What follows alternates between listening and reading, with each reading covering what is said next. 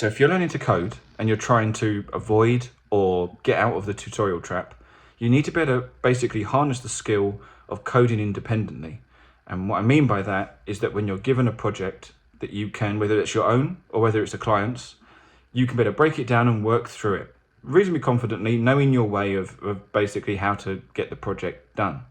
Whereas someone who's stuck in this tutorial trap, maybe you're there at the moment, is somebody who with just simply without a tutorial or a course to follow, you sit there staring at Xcode and just not really knowing what to do. You're just throwing a blank, whereas you need your sort of like your handheld more. So we want to break out of that. The way to do that is to practice and to build your own projects. However, that can be challenging again because you don't know what to build into it. You may need, you're just sort of not confident to know what you can do. Maybe you try and build too much and then it sort of breaks your confidence and then you sort of don't build anything. You just forget the project. So in this video, what I'm getting to is that this video is going to break down a project. I'm going to give you a draft and then I'm going to help you through step by step to build the project. But this isn't a tutorial. The concept is I'm going to give you a draft, then I'm going to give you 3 stages of difficulty to do that project, hopefully going up, which you can work your way through. And then after each stage, when I tell you what the draft is, I'm going to give you some hints of what to look at. And then what you can do is not follow a tutorial, but use tutorials correctly, which is basically let's say, for example, this is going to involve a scroll view. So I say, put a scroll view in here. Well, now you can go and Google, how do I make a scroll view in SwiftUI? You can look at somebody who builds it, then you go, great, that's how you build it, and then you build it in your own app. Then you move on to the next thing. It's not that the tutorial is going to hold your hand through the whole work, but you can use it to build individual elements. That's the correct way to use a tutorial. But anyway, let's get into it. Let's give you the draft, and then we can get into some work, shall we?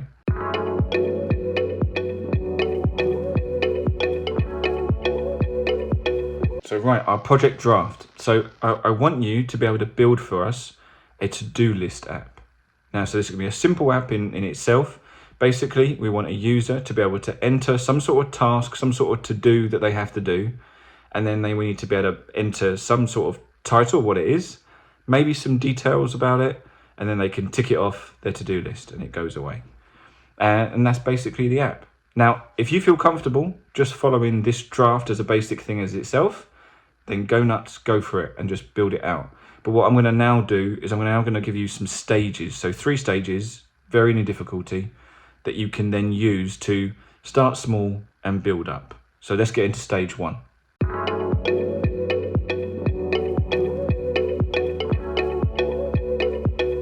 For stage 1, we're going to keep it really simple. You just want to have 1 page that you're going to have, which has got a title at the top and then a whole scrollable list of tasks, to-do list tasks that you can look through, okay, and display.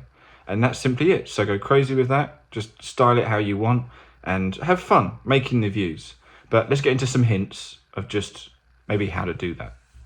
Okay, so as I said, it's just the 1 view and you're going to have this scrollable list. So think through what you need to do here. So first of all, I would put a navigation stack around this view. Maybe you call it content view still, or change the name. And then you're going to want to put a navigation title at the top.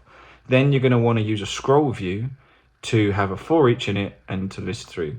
However, we're not going to use the for each just yet. I want you to make a custom view. So a new file, new SwiftUI file, and make a custom tile that will show a task with the title, some sort of image or icon, and maybe a little bit of a description. Now with that, obviously you can either look online for images or you can use SF symbols to bring in some sort of icons or whatever that you want and style it out, whether you want to use background colors, gradients, whatever. Just play around with it. And then in the main view, just hard code in a VStack of all of these different tasks, okay? So just write them out and type them out, do enough to get off the screen so that you can then scroll and you can see how the view looks. And that's it. That's simply it of the first stage 1. Very simple.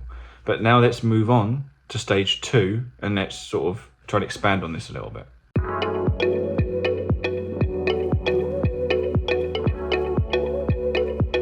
So for stage 2, we've already got our title, we've got a scroll view with a list of our tasks.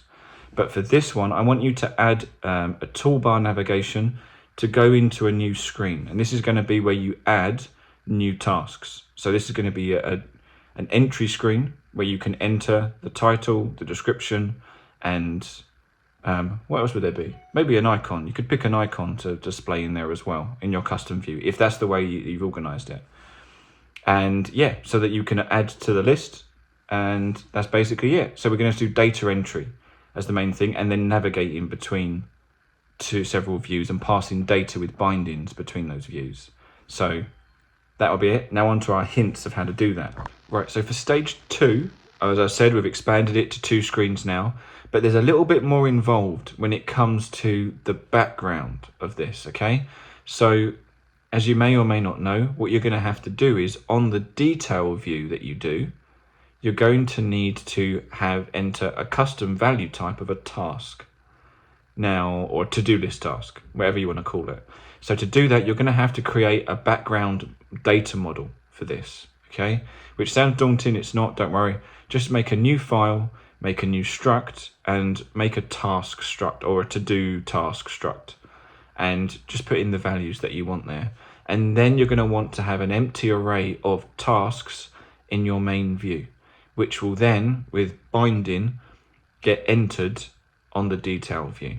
Okay, so have a look at that, at bindings, at passing data between views. Then on the top, on the tab bar, to go to the new view, just make a tab bar item and be able to use an FF symbol, or if you want to use text, just to make a navigation link from that to your new view. So play around with that. Hopefully that all makes sense. And yeah, we're going to move on to stage 3. And again, we're going to take it up a notch. We're going to expand on this.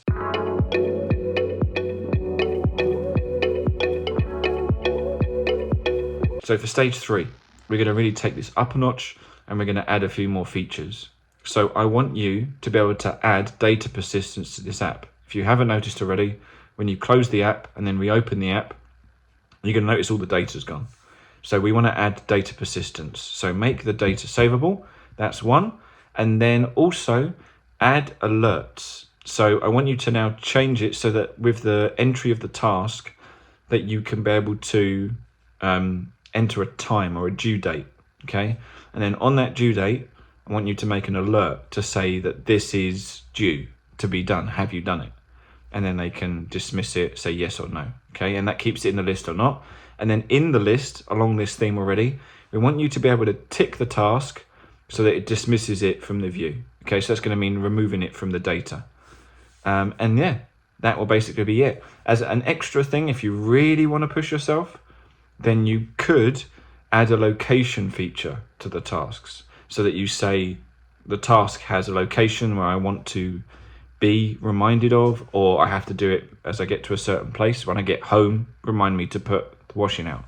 So with that, you add a location setting to it and location alerts, which again would be a whole new rabbit hole. If you want to do that, that's completely optional.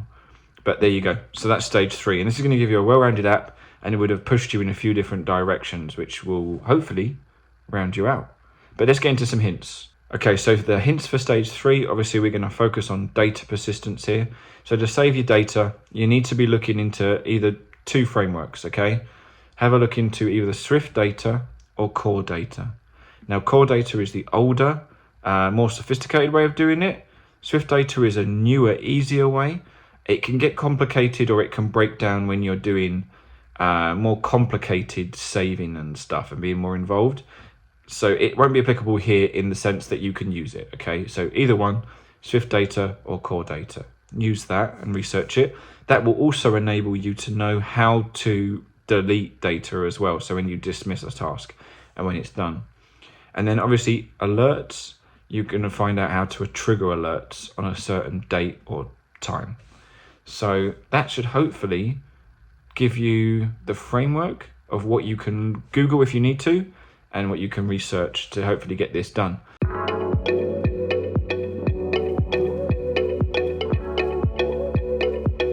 Okay, so that's it really. That's the task that I thought I'd do. Hopefully this is helpful to you. I wanted to do a few of these. This is just the first one to test it out. So please do message me either on X or on Instagram with what you end up making, because I'd really love to see what you do make, maybe what challenges you had, what bits you found easy, or maybe some directions that you went in that I didn't cover. That would be great. So just make the app your own, just explore it, enjoy it, and hopefully you'll just find it rewarding to do this. I was about to say easy, but it's not going to be easy. It's going to be challenging at points, and it's going to be frustrating, but that is the resistance to your progress. So doing that, it's progress, because you're pushing through this uncomfortableness to make something, and coding can be like that sometimes. So if you do feel that way, push through, just break it down even more, keep the learning even more simple, and just, hopefully you're going to find this useful to develop yourself and develop your skills. So like I said, please do let me know, message me, show me what you make. And I'm going to try and make a few more of these to hopefully help people expand themselves, develop themselves, and have a basic framework of really what to code, and to try and be more independent with their coding.